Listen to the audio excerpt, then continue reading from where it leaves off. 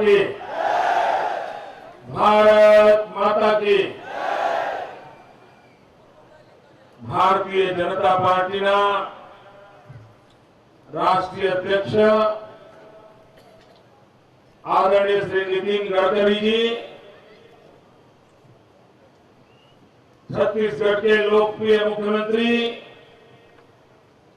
Doctor Raman Singh ji, Goa के मुख्यमंत्री श्रीमान मनोहर पर्रिकर जी, गुजरात प्रदेश भारतीय जनता पार्टी के अध्यक्ष आदरणीय रणछोड़ भाई, मंच पर उपस्थित भारतीय जनता पार्टी के सभी वरिष्ठ नेतागण और मां काली के चरणों में आज पधारे हुए मेरे लाखों उत्साही नागरिक भाइयों और बहनों,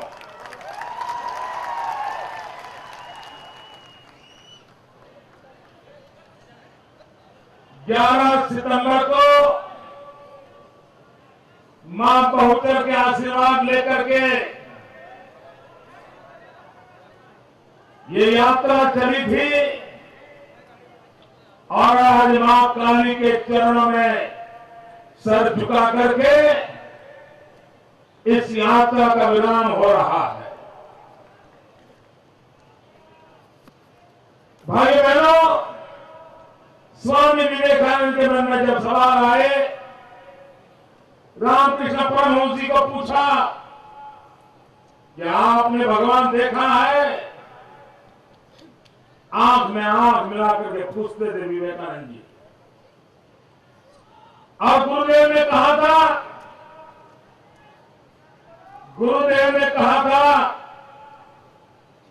कि हां, कई वादों ने भैया आंखों देख सांभळे के कह रहे, आंखों देख सांभळे के दोस्त गुजराती ना प्रेम ने लाख लाख वंदन दोस्त। भाइयों बहनों, विवेकानंद जी ने आंख में आंख डाल करके पूछा था, क्या आपने भगवान को देखा है? और गुरुदेव रामकृष्ण परमहंस ने कहा था, जैसे मैं तुम्हें देख रहा हूं वैसे ही मैंने भगवान को देखा। आप फिर उन्हें कहा था, जाओ काली के पास, तुम्हें जो मांगना है काली के पास मांगो। और विवेकानंद जी काली के पास गए, माता काली के पास खड़े रहे, लेकिन कुछ नहीं मांगा। घंटों देर तक मां को देखते रहे, लेकिन कुछ नहीं मांगा। वो रामकृष्ण देव के पास गए, रामकृष्ण देव ने कहा, तुमने कुछ मांगा? उन्होंने कहा, नहीं मांगा। बोले मांगने के लिए तो गए थे, दोबारा जाओ। दोबारा भेजा, कुछ मांगे बिना फिर वापिस आया। वो नरेंद्र नाथ थे, वो स्वामी विवेकानंद थे, वो दिव्य आत्मा थे। वो काली के पास गए, कुछ भी मांगे बिना लौट आए। ये नरेंद्र तो एक सामान्य इंसान है। आपके जैसा एक सामान्य इंसान है। मैं आज काली के चरणों में आया हूं, लेकिन मैं विवेकानंद जी की तरह बिना मांगे लौटने वाला नहीं हूं। वो तो दिव्य आत्मा थे, मैं एक सामान्य इंसान हूं। मैं काली से मांग रहा हूं कि हे मां, मेरे गुजरात पर इतने आशीर्वाद बरसाओ कि मेरे 6 करोड़ गुजराती सुखी और समृद्ध हो। मां काली, मेरे गुजरात पर ऐसे आशीर्वाद बरसाओ कि मेरे राज्य में कभी अकाल न हो। मां काली, मेरे गुजरात पर ऐसा आशीर्वाद बरसाओ कि मेरे गुजरात में कभी कोई प्राकृतिक आपदा न हो। मां काली मेरे गुजरात पर ऐसे आशीर्वाद बरसाओ कि यहां का जन जन भाईचारे से जिए, शांति एकता सद्भावना का मंत्र लेकर के गुजरात को नई नई ऊंचाइयों पर ले जाने के लिए वो निरंतर योगदान देता रहे। शिक्षा सुलभ हो, आरोग्य हो, मेरी माताएं गौरव के साथ जी सके ऐसा अवसर हो। मां काली मेरे गुजरात को यही चाहिए, हमारे और कोई मांग नहीं। अगर मैं मांगता हूं तो मां मेरे गुजरात के लिए मांगता हूं, मुझे मेरे लिए कुछ नहीं चाहिए। मां, भाइयों बहनों, आज विश्व कन्या दिवस है, बेटी के गौरव का दिवस है आज। और मुझे खुशी है कि बहुत बड़ी मात्रा में सब साध्वी संत यहां उपस्थित है और गुजरात इस बात के लिए गर्व करता है, जब 2001 का सेंसस आया और 2004 में मुझे पहली बार पता चला कि हमारे गुजरात में बेटे की तुलना में बेटी की संख्या कम है। मेरे पास आंसू के सिवाय कुछ नहीं था। क्या पढ़ा लिखा समाज मां की गोद में ही बेटी को मार दे? मां काली तू विराती हो, मां अम्मा तू विराती हो, मां बहुते तू विराती हो।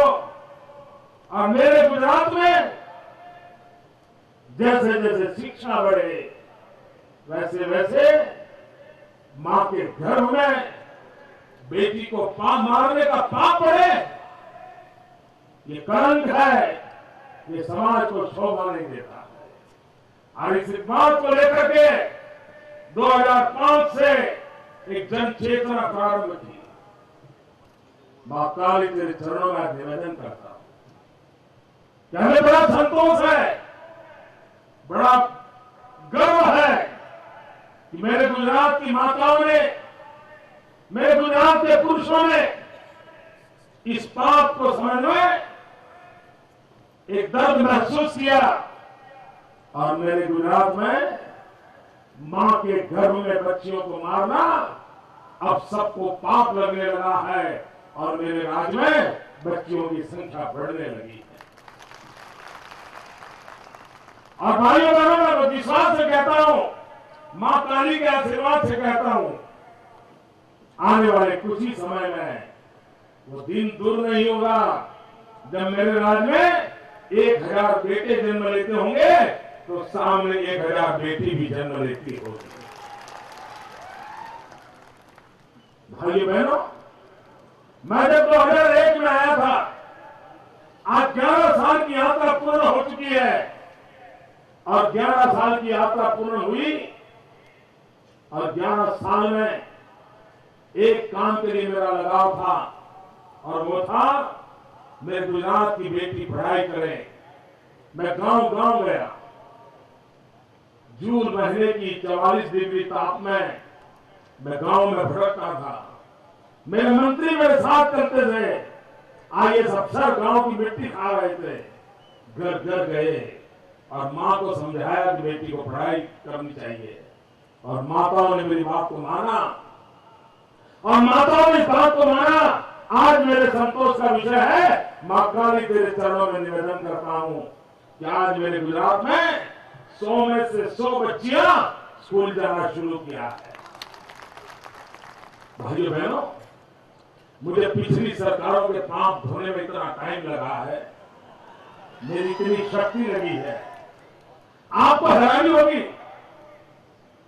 50 साल से कांग्रेस राज कर रही थी देश में और राज्य में, लेकिन उनको इतना पता नहीं था कि स्कूल के अंदर बच्चियों के लिए भी टॉयलेट होना चाहिए। उन्होंने नहीं बनाया था। भाइयों बहनों, मैं कह रहा हूं ना, मुझे 50 साल के गड्ढे बनने में नहीं गया, वो ये काम मुझे करना पड़ा कि पूरे राज्य में 60,000 टॉयलेट बच्चियों के लिए मैंने अलग बनाए। ये काम वो कर सकते थे, लेकिन उनके दिमाग में ये नहीं था कि इन बच्चियों की शिक्षा की भी चिंता करनी चाहिए। भाइयों बहनों, मेरे लिए पीड़ा का विषय है। मैं जो कहता हूं कि 50 साल के घंटे मैंने भरे हैं। मेरे उमरगांव से अंबाजी तक का मेरा आदिवासी भाई, अनामत के लिए तो झगड़े होते रहते हैं, आरक्षण के लिए झगड़े होते रहते हैं, लेकिन इन कांग्रेस वाले मित्रों को यह समझ नहीं आया कि उमरगांव से अंबाजी तक 40 तहसीलों में 12वीं कक्षा की साइंस स्ट्रीम की स्कूल नहीं थी। ये मेरे रमन सिंह जी को आश्चर्य होता होगा, मनोहर जी को आश्चर्य होता होगा। 2001 तक जब तक मुख्यमंत्री नहीं बना, मेरे राज्य में आदिवासी क्षेत्र के 40 तहसील ऐसे थे जहां पर विज्ञान प्रवाह की स्कूल नहीं थी। अरे डूब मरो मेरे कांग्रेस के मित्र, डूब मरो। आपने मेरे आदिवासियों के साथ कितना घोर अन्याय किया, कितना घोर अन्याय किया। अगर वो 12वीं कक्षा में विज्ञान प्रवाह में नहीं है, वो इंजीनियर कैसे बनेगा, डॉक्टर कैसे बनेगा, वो अपने सपने पूरे कैसे करेगा? भाइयों बहनों, 11 साल में उस सपनों को मैंने पूरा किया। दिल में दर्द रहता है गरीबों के लिए, एक पीड़ा रहती है मेरे दलित, शोषित, गिरिजनों के लिए। मेरी माताएं, हमारे देश में चर्चा होती है आईएमआर और एमएमआर की, प्रसूति में मरने वाली मां की, प्रसूति के तुरंत बाद मरने वाले बच्चे की, लेकिन राष्ट्रपति से लेकर के गणितपति तक किसी ने इस समस्या का समाधान नहीं खोजा। 11 साल का हिसाब दे रहा हूं, मां काली तेरे चरणों में सच्चाई के साथ बोलने आया हुआ है। और मैं कहता हूं मां कि मेरे राज्य के लाखों बहनें इसलिए मरती थी, प्रसव की पीड़ा होती थी, डॉक्टर उपलब्ध नहीं होता था, और सिवाय मौत उसके नसीब में कुछ नहीं था। उन माता और बहनों की जिंदगी कौन बचाएगा? भाइयों बहनों, देश में पहली बार हम चिरंजीवी स्कीम लाए, और उस चिरंजीवी स्कीम ला करके, और जिसको एशिया का इनोवेटिव अवार्ड मिला है, जिसको WHO ने विश्व के डेवलपिंग कंट्री को कहा है कि गुजरात से सबक सीखिए। मैंने हर गरीब मां को, सभी आदिवासी माताओं को कहा कि मां, अगर तुम्हें प्रसव पीड़ा होती है तो डॉक्टर के पास चले जाना, खर्च मैं दूंगा।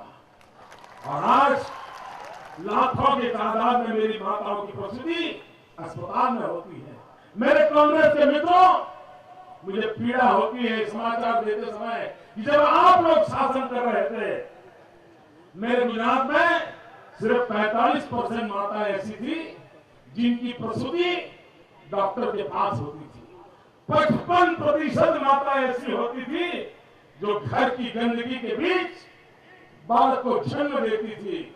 आज मैं गर्व से बात कहता हूं कि दाहोद जैसे जंगलों में बसने मेरे आदिवासी भाइयों तक की आज अस्पताल में प्रसूति करीब 98% पहुंची है।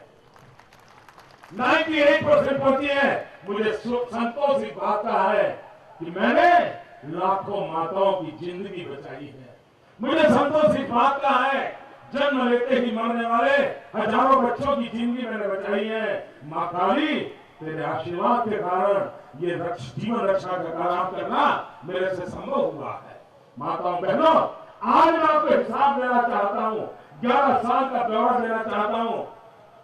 इसी पावागढ़ में मैं आया था, आपको याद होगा, डॉक्टर अब्दुल कलाम भारत के राष्ट्रपति को लेकर के आया था चांपानेर में, और उस दिन मैंने हिंदुस्तान में नए इतिहास को कायम किया था। वो दिन था, उस समय पंडित नवल किशोर शर्मा जी भी महामहिम उस समय थे, वो हमारे साथ थे। 2 दिन पूर्व ही उनका निधन हो गया। उनकी उपस्थिति में अब्दुल कलाम जी ने इस देश को गुजरात 24 घंटे बिजली वाले गुजरात को अर्पित किया था। वो समय था, शाम को खाना खाते समय बिजली नहीं थी। वो दिन थे, गुजरात में बिजली मुहैया नहीं होती थी।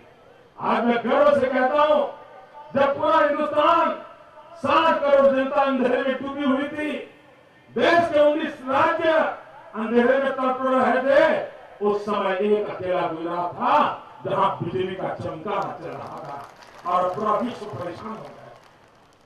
डॉक्टर मनमोहन सिंह जी, मैं आज सवाल आपसे पूछना चाहता हूं और कभी न कभी भारत सरकार को जवाब देना पड़ेगा। ये चाइना पूरे विश्व के सामने अपने शांघाई को प्रस्तुत करता है और पूरे विश्व को शांघाई दिखाकर आकर्षित करता है।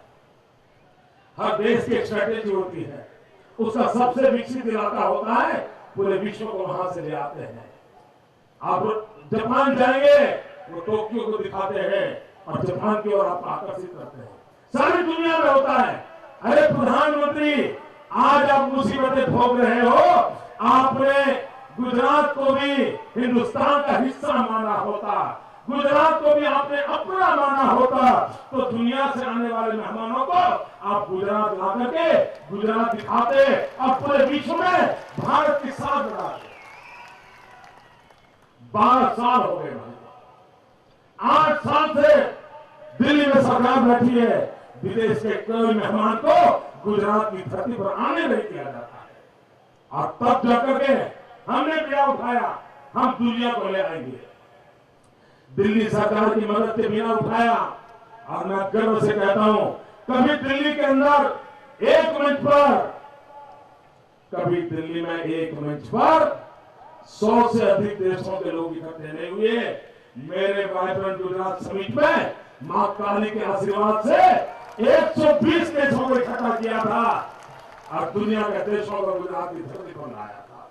लेकिन यही काम अगर दिल्ली की सरकार हमारे साथ होती तो कितना दुनिया में हमारा देश का नाम रोशन होता, और आज आपको जो मुसीबत आ रही है वो नहीं आती। भाइयों बहनों, आज 11 अक्टूबर है, जयप्रकाश नारायण का जन्मदिन है और यही जयप्रकाश नारायण थे जिन्होंने 1975 में गुजरात में जो नवनिर्माण आंदोलन हुआ, जयप्रकाश नारायण ने जिस आंदोलन का नेतृत्व किया, गुजरात के छात्रों ने जो आंदोलन चलाया और जन आंदोलन के माध्यम से एक भ्रष्ट सरकार को परास्त किया था। आज देश को एक और जयप्रकाश की तलाश है। आज देश को एक जयप्रकाश की और जरूरत है, ताकि जिस प्रकार से दिल्ली भयानक भ्रष्टाचार में डूबा है, उस दिल्ली को सबक सिखाने के लिए पूरे देश में भ्रष्टाचार के खिलाफ एक माहौल बनाने की आवश्यकता है। भाइयों बहनों, आज ब्रिटिश गवर्नमेंट ने देर आए दुरुस्त आए, 10 साल से उन्होंने निर्णय किया था कि हम गुजरात से डिप्लोमेटिक रिलेशन नहीं रखेंगे। आज गुजरात में सर्वाधिक इन्वेस्टमेंट किसका है तो ब्रिटिश का है, और ब्रिटिश ने कहा तो फिर यूरोप ने कह दिया कि हम भी नाता नहीं रखेंगे। 10 साल से वो हमारे से नाता नहीं रखते थे, आज उनको समझ आया है कि गुजरात का महत्व क्या होता है। दिल्ली के मनमोहन सिंह जी को समझ आए या ना आए, लेकिन ब्रिटिश सरकार को समझ आ गया है और उन्होंने गुजरात को गले लगाना तय किया है। मैं स्वागत करता हूं उनके निर्णय का और मैं विश्वास दिलाता हूं दुनिया को, गुजरात और पूरा यूरोप मिलकर के विश्व कल्याण के काम में कोई कमी नहीं रखेंगे। दुनिया में प्रगति के काम में हम विश्वास से आगे बढ़ेंगे। भाइयों बहनों, बहुत लंबे अरसे से सभा चल रही है, इसलिए मैं भी आज आपका समय लेना नहीं चाहता हूं। चुनाव की चर्चा मैं इसलिए नहीं करता हूं क्योंकि मुझे विश्वास है गुजरात की जनता ने भव्य दिव्य गुजरात निर्माण करने का फैसला कर लिया है। मुझे पूरा विश्वास है कि मैडम सोनिया जी 50 बार आएगी, ये गुजरात को जीत नहीं सकती है। गुजरात भ्रष्टाचारियों के हाथ में नहीं जा सकता, गुजरात कौभांडकारियों के हाथ में नहीं जाता। और भाइयों बहनों, आपने इतनी बड़ी मात्रा में आकर के इस पूरी यात्रा में मेरा जो स्वागत किया, सम्मान किया, मैं सबका आभारी हूँ। भाइयों बहनों, 11 साल में आपने जो हमें साथ दिया, सहयोग दिया, इसके लिए मैं आपका आभारी हूँ। भारत माता की, भारत माता की, भारत माता की। एक नारा आज बोलना है दोस्तों, मेरे साथ एक नारा बोलेंगे। झांसी की रानी, ये झांसी की रानी ने अंग्रेज सल्तनत को कहा था कि मेरी झांसी नहीं दूंगी। भाइयों भाई देंगे, नहीं देंगे। दो मुट्ठी बंद करके पूरी ताकत से बोलो, नहीं देंगे, नहीं देंगे, नहीं देंगे, नहीं देंगे, नहीं देंगे, नहीं देंगे, इन भ्रष्टाचारियों को नहीं देंगे, नहीं देंगे, बेईमानों को नहीं देंगे, नहीं देंगे, कौभांड करने वालों को हमारा गुजरात, कौभांड करने वालों को नहीं देंगे, नहीं देंगे, भ्रष्ट लोगों को नहीं देंगे, नहीं देंगे। बहुत बहुत धन्यवाद भाइयों। पुस्तिका सुधीर भाई रावत, आपसे मिलूंगा। खूब खूब आभार।